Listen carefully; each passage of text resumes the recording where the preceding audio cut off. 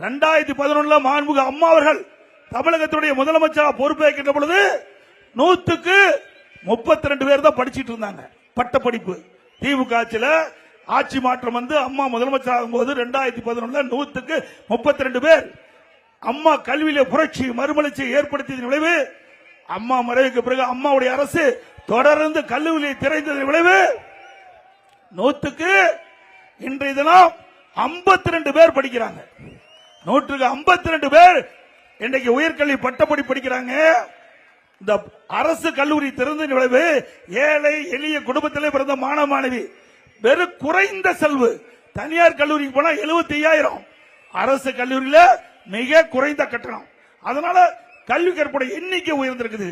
அதே போல பள்ளிகள் இன்றைக்கு ஆரம்ப பள்ளி, நடுநிலைப் பள்ளி, தர உயர்த்தி உயர்நிலைப் பள்ளி, உயர்நிலைப் பள்ளி தரம் உயர்த்தி மேல்நிலைப் பள்ளி, கிட்டத்தட்ட 500க்கு மேற்பட்ட மேல் பள்ளிகளை திறந்தோம்.